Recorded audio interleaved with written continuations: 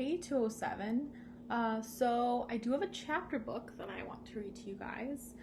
The title of the chapter book is called The Littles. Fun fact, this is actually one of Miss Allison's favorite chapter books. When I was a kid, I used to read all the Littles books, so I thought I would read it to you. So each video is going to be a different chapter, and then there'll also be a link in the description to a Kahoot quiz about each chapter. So I thought we could read this together. So like I said, we're going to read The Littles. The author is John Peterson.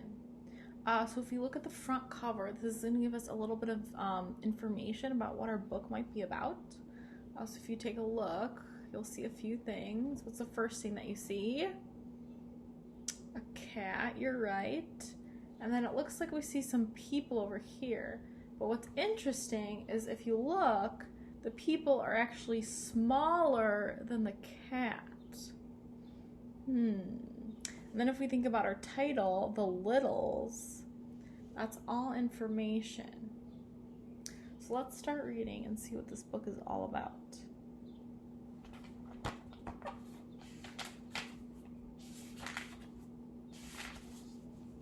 Chapter 1. William T. Little and his family were tiny people. They lived in a house owned by George W. Big. Mr. Big and his family didn't know the Littles were living with them. The Littles kept out of sight. They lived in tiny rooms in the walls of the house. The Littles looked almost like people you see every day, but they were very much smaller.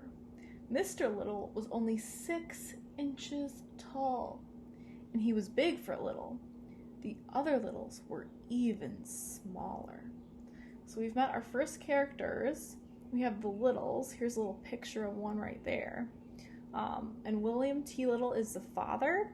So we learn that they're little people that live in the walls of the house, and they have tails. How crazy is that? In one way, the Littles did not look at all like other people. They had tails. The Littles were proud of their tails. They kept them combed and brushed, and sometimes the women curled their tails when they wanted to look especially nice. The Littles took everything they needed from the Bigs. Usually, the Bigs didn't even know anything was missing.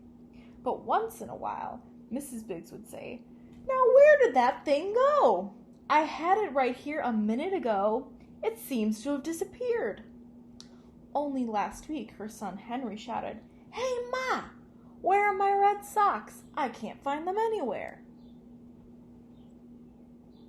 And of course, Littles got all their food from the Bigs. When the Bigs had roast beef for dinner, the Littles had roast beef for dinner too. The Bigs didn't know it, but the electric socket on the kitchen counter was a secret door. As soon as the Big family were busy eating their cake or pie or jello, the Littles would dash through the door.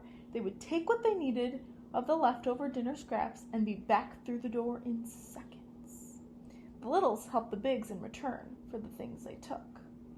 Do you see them stealing the food so they can eat dinner? And up here you can see they're measuring the Littles. And see how short she is?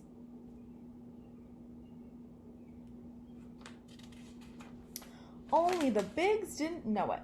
For one thing, the Littles were good at fixing things. They ran back and forth inside the walls, preparing the electric wires whenever they needed it. The Littles were good plumbers, too. On cold winter days, they kept the outside water pipes from freezing. Often they had to stay up all night keeping the pipes warm by candle fire. Mr. Big could never understand why his plumbing and electricity worked so well. "I can't believe it," he would say. "I have less trouble with this old house than my neighbors do with their brand new houses." He would shake his head. "I guess they don't make houses like they used to." That is the end of chapter 1.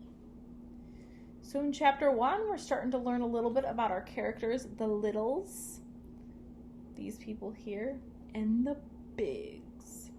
So my question for you is, what do you think Would you like to have little people living in your walls at your house? I think I think I would maybe be a little scared if I saw them. I might think they're a mouse. What about you?